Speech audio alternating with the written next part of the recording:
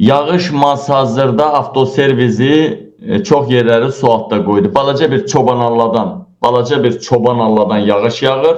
Artıq Bakıda həyat dayanır. Yenə deyirəm, daha bombaz atmağa ehtiyac yoxdur. Çox ölkələr yağış yağdıra bilir, qar yağdıra bilir.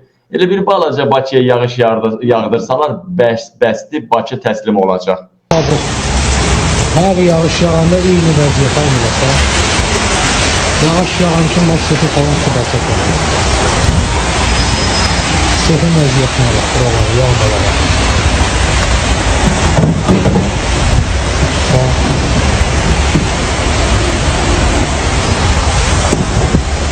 Sefin cümle olmalı.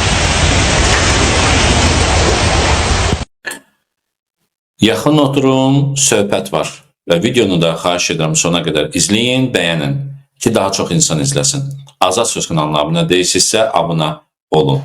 İlham Əliyev Ada Universitetində elə bir yalan danışıb, elə bir yalan saatlı bombasının üstündə oturub ki, qalxsa partlayacaqdır. Söhbət nədən gedir? İndi deyəcəm. Həmən Ada Universitetində çıxış edərkən Avropa Şurasının Parlament Asambleyası bundan sonra ekranda gördüyünüz həmən konferansda çıxış edən bir şəxs də var. Keçəl, Açkili. Görürsünüz yəqin ki, bəlkə də çoxlarınıza tanış gəldi. Ramiz Yunus Amerika Birləşmiş Ştatlarında yaşayır. Əvvəllər, illər öncə qaçıb Amerikaya sığınmışdı ki, bəs Heydər Əliyev, İlham Əliyev rejimindən qaçmışam mən. Və Azad Söz kanalında da mən neçə dəfə müsahibəyə çağırırdım, özü xahiş edirdi, yalvarırdı ki, Tural bəy mənə yer ver, danışım və fikirlərimi çatdırım. Mən də deyirdim ki, tənqidi çıxış edir, Azərbaycan hakimiyyətinə müxalifətçidir və verirdim. İndi isə özü Bakıya gedir, Heydər Əliyevin heykəlinin qarşısında əyilir, bütpərəstlik eləyir. Mən indi İlham Əliyevin çıxışından yalanına gələcəm, amma bəlkə də çoxlarınızda həqiqətən də maraqlıdır bu məsələ, Ramiz Yunus kimliyi, keçmişi və indisi. Necə yaltaqlıq edir indi. İndi sizə elə videolarını göstərəcəm ki, Ramiz Yunus bundan sonra gərək, əgər utanmaq hissi varsa onda geçsin, başını soxsun torpağın altına, bir daha oradan çıxartmasın. İndi Əliyevin çıxışına gələcəm mən. Amma Ramiz Yunus əvvəllər nə danışırdı? Kaldırmaq ki, bu siyasi məhbuslara qarşı Azərbaycanda bu işgəncə məsələlərdə, başqa məsələlər daha demirəm, yəni ki, təhsil məsələsi, səhiyyədə olan özbaşınalıq və ümumiyyətlə Azərbaycanda korrupsiya və s. və ilaxır. Bu günləri bu Azərbaycanda hökm sürür. Son 25 il ərzində. Səsiniz niyə çıxmır? Leninə baş əyirdilər. 5 il əvvəlin videosudur Azad Sözə. Yalvarışları ilə onu Azad Sözdə müsahibələrini edirdik, danışdırırdıq. Və çünki hökumət tənqid edirdi. Əvvəlki çıxışını görürsünüz, 5 il əvvəlin videosudur. Baş əyirdilər, indi gəlib Heydər Əliyevə baş əyirlər. Səsiniz niyə çıxmır? Leninə baş əyirdilər, indi gəlib Heydər Əliyevə baş əyirlər. Mən həccə gedib gələn adam, namaz qılan adam, oruç tutan adam. Allah vicdandır və vicdanla hərəkət edin. Dustaq varsa Azərbaycanda, siyasi məhbus varsa, sənin səsin çıxmırsa, deməli sən Allahsız adamsan. Peçatı qoydu. 5 il əvvəl dediyi söz. İndi Ramiz müəllim, Azərbaycanda korrupsiya yenə davam edir, özün də bilirsən. İşgəncələr, polis zülümləri. Nə dəyişib ki Azərbaycanda? Ramiz müəllim, Allahsızdır deyirsən ki, Azərbaycanda siyasi məhbus varsa, səsin çıxmırsa, həmən adam namaz qılsa da Allahsızdır. Özünə namaz qılan deyirsən. Deyirsən ki, mən də həccə getmişəm. İndi sənin əvvəllər dost dediyin Tofiq Yaqublu özü həbsxanadadır. 2 həftədir ki, aclıq eləyir, ölüm aclığı eləyir, öləcəkdir, əgər belə davam eləyəcəksə. Dost deyirdin ona. Hanı sənin vicdanın? Hanı sənin vicdan deyirsən, Allah vicdandır. Hanı sənin Allahın vicdanın yəni? Niyə səsin çıxmır onun haqqında? Amma İlham Əliyevin tədbirlərinə gedirsən, Heydər Əliyevin gedib heykəlinə baş əyirsən, əyilirsən. Nədir məsələ? Bəs deyirdin ki, əvvəllər Leyninə baş əyirdilər, indi Heydər Əliyevə sən də onlardan betərsən. Sənin vicdanın varmı? Bu videodan sonra əgər vicdanın bilirəm ki, yoxdur, cənab Yunus. Amma əgər utanmaq hissin varsa, başını bir daha soxarsan, oradan çıxartmarsan. Utanmazlar. Gəlib Azad Söz kanalından istifadə eləyirdin sən. Amma son yazanda artıq bu keçib Əliyevlərin bir trolu, bir yaltağı. Öləndə görəsən, bu olsuz da bir ayağı gordadır, ölməyə hazırlaşır. Yaşından, başından utan, ay Ramiz Yunus, səhərsi gün öləcəksən, Allahın qarşısında nə cavab verəcəksən? Hə? Bəs millət səni necə tanıyacaq? Yaltaq kimi tanıyacaqdır. Həyatdan bir yaltaq kimi, əqidəsini, şərəfini satan bir mənəviyyatsız kimi, getmiş kimi tanıyacaqdır səni. Hə? Xoş gəlir bu sözlər sənə. Bilirəm ki, xoş gəlmir, amma layiqsən, bundan betərinə layiqsən. Çünki şərəfini satmısan. Həmçinin də ki, Azad Söz kanalından da istifadə etmirsən. Yalvarırdın ki, Tural Sadıqlı mənə məkan ver, imkan ver, danışım mən. Hələ deyirdin ki, filan kəsləri niyə efirinizdə verirsiniz, onlar yaltaqdılar. Yaltağın ən böyüyü, əqidəsini, şərəfini satan sənsən, Ramiz Yunus. Mən sənə söyüş söymürəm ki, nəyə layiqsən, onu da deyirəm. Bu axıl yaşında, yaşlı yaşında, bilmirəm 70'ə çatıb yoxsa yox, bu sözlərə layiqsən. Şərhlərdə də yazın, ey millətim, Ramiz Yunusun həqiqətən də hansı sözlərə layiq olduğunu özünüz yazın. İndi isə keçək Heydər Əliyevin oğlu İlham Əliyev. İlham Əliyevin deməli Ada Universitetində çıxışına üzr istəyirəm, biraz emosional çıxış da etdim. Çünki bu insanları görəndə həqiqətən də özümü saxlaya bilmirəm mən. Belələrini görəndə özümü saxlaya bilmirəm. Get, nəysə. İlham Əliyev Ada Universitetində Avropa İnsan Haqları Məhkəməsi barəsində bir açıq yalan danışıb. Prezidentə yaraşmayan yalan danışıbdır. Yəni, ola bilər nəysə başqa söz deyəsən, amma bilmədiyin məsələ. Biri var ki, deyəsən ki, yox, Azərbaycanda demokratiya var. Bunu bir bəziyib deyirsən. Bir də var ki, elə bil ki, 2 üstə gəl 3 eləyir 6 deyirsən. Halbuki 2 üstə gəl 3 5 eləyir. Bu cür riyazi bir formada belə bənzətsək yalan danışır. Savadsızlığından irəli gəlir İlham Əliyevin yəqin ki. İngilis dili bilmək deyil ki, dünya qanunlarını da bilmək yaxşı şeydir. Cənab Əliyev. Avropa Şurasının Parlament Asambleyası bundan sonra bizim bu məsələlər həll olduqdan sonra Azərbaycanı cəzalandırmaq fikrinə gəldi.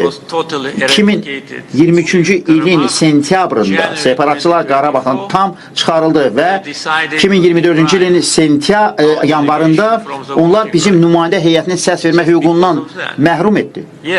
Yalnız bununla bağlıdır. Bəli. Onlar bunu bir növ bir insan hüquqları ilə bağlı olan məsələyə çevirdilər. Amma bu həqiqət deyil. Artıq qeyd etdim ki, mən həmin təsisatda 2001-ci ildən bəri işləmişəm və heç zaman Azərbaycanın nümayəndə heyətinin səs hüququ sual altına çəkilməmişdir. Bu məhz biz öz suverenliyimizi və ərazi bütövlüyümüzü bərpa etdikdən sonra baş verdi. Bir neçə ay ötdü, onlar bizim səs vermək hüququnu bizim üçün ləğv etdilər və həmin vaxtdan etibarən bizim nümayəndə heyəti qayıdıbdır və biz sessiyalarda iştirak etmirik. Və yeri gəlmişkən, nəzərə alsaq ki, biz hakimlərin, Avropa İnsan Hüquqları Məhkəməsinin hakimlərinin seçilməsində iştirak etmirik. Buna görə həmin məhkəmənin qərarları bizim üçün hər hansı bir qüvvəyə malik deyil. Bu bizim mövqeyimizdir. Mən bunu elan etmişəm ki, Avropa İnsan Hüquqlarının Məhkəməsinin heç bir qərarı bizə şamil edilə bilməz. Çünki biz səs vermə hüququndan məhrum olmuşuq. Yəni, biz o hakimlərin seçilməsində iştirak et, səs verməmişik. Yəni, ona görə də bu bir növ onlar özlərinə zərbə yetirdilər. İndi mən sizə hüquqşünas Ataxan Əbilovun yazısını təqdim edəcəm. İlham Əliyevin yalanını sifətinə çırpır. Onlar Azərbaycanı təcrid etmək, Azərbaycana aid seçkiliyi tətbiq etmək, onlar sadəcə özlərini bundan məhrum, Cənubi Qafqazdan məhrum etdilər. Eyni məsələni mən Gürcüstana da aid edirəm ki, və mən Gürcüstan hökumətinin qərarını tam dəstəkləyirəm ki, çünki Gürcüstan hökuməti də Əliyev kimi diktatorlaşmağa doğru gedir. Onlar orada öz işini, fəaliyyətini dayandırdılar. Əfsuslar olsun ki, belə bir müstəmləkə düşüncəsi bəzi Avropa dairələrində, xüsusən də Avropa parlamentində seçilə bilməyənlər gəlib Avropa Şurasının parlament assambleyasına düşənlər, onların bu səhvləri əks nəticə verir. Mən artıq dəfələrlə qeyd etmişəm ki, kimsə Azərbaycanın orada olmamasını artıq görübmü? Yox, bu heç hiss olunmur. Mən bunu Avropa Şurasının baş katibinə də bildirdim. Və bildiyiniz kimi Aşpanın prezidenti də İlham Əliyevi diktator adlandırdı. Gələk indi Ataxan müəllimin yazısına Əliyevin yalanlarını sifətinə çırpır. Deməli yazır, Prezident İlham Əliyevin Avropa İnsan Haqları Məhkəməsi ilə bağlı səsləndirdiyi "Biz ora hakim təyin etmirik, ona görə də qərarlarını tanımırıq" fikri həm hüquqi baxımdan yanlış, həm də dövlətin beynəlxalq öhdəliklərinə zidd bir bəyanatdır. Avropa İnsan Haqları Məhkəməsinin strukturu və hakimin seçilmə mexanizmi Avropa İnsan Hüquqları Konvensiyası ilə tənzimlənir. Konvensiyaya əsasən hər üzv dövlət Avropa İnsan Haqları Məhkəməsinin bir hakim verir. Avropa İnsan Haqları Məhkəməsinə bir hakim verir və bu hakim həmin dövlətin təqdim etdiyi 3 namizəd arasından Avropa Şurası Parlament Assambleyası tərəfindən seçilir. Yəni bu prosesdə ilkin təşəbbüs və məsuliyyət birbaşa üzv dövlətin, o cümlədən Azərbaycanın üzərinə düşür. Hal-hazırda Avropa İnsan Haqları Məhkəməsində Azərbaycanı təmsil edən hakim var. Cənab Lətif Hüseynov məhz Azərbaycan dövləti tərəfindən irəli sürülmüş namizədlər arasından seçilmişdir. Bu faktın özü belə prezidentin söylədiyi fikrin reallığa ziddiyyət təşkil etdiyini göstərir. Yəni İlham Əliyev yalan danışır. Daha vacibi isə odur ki, Azərbaycan Respublikası 2002-ci ildən bəri Avropa İnsan Hüquqları Konvensiyasının tərəfdaşı kimi Avropa İnsan Haqlarının yurisdiksiyasını könüllü şəkildə tanımış və bu qurumun qərarlarını icra etmək öhdəliyini götürmüşdür. Bu öhdəliklər isə istər hüquqi, istər siyasi baxımdan geriyə dönməz xarakter daşıyır və onların rədd edilməsi beynəlxalq hüququn fundamental prinsiplərinin pozulması deməkdir. Avropa İnsan Haqları Məhkəməsinin qərarlarını qəbul etməmək sadəcə bir məhkəməni deyil, insan hüquqlarını və hüquqi dövlət prinsipini inkar etməkdir. Bu təkcə Avropa Şurası ilə münasibətlərlə deyil, eyni zamanda Azərbaycan vətəndaşlarının hüquqi müdafiə imkanlarına da ağır zərbə vurur. Azərbaycan xalqının hüquqları hansısa avtoritar düşüncə tərzinin şərhi ilə deyil, beynəlxalq hüququn normalları ilə müəyyən olunur. Gördüyünüz kimi İlham Əliyev yalan danışır. Azərbaycanın Avropa İnsan Haqları Məhkəməsində bir hakimi var, Lətif Hüseynov. Görəsən bunu Hikmət Hacıyev, onun başqa köməkçiləri Əliyevin qulağına pıçıldaya bilməyib ki, cənab prezident, özünüzü biabır eləməyin. Axı, siz deyirsiniz orada biz hakim seçə bilmirik. Bəs axı bizim orada hakim Lətif Hüseynov var. Ağızdan çıxırsa bu söz daha sənin deyil. Quş buraxıbdır.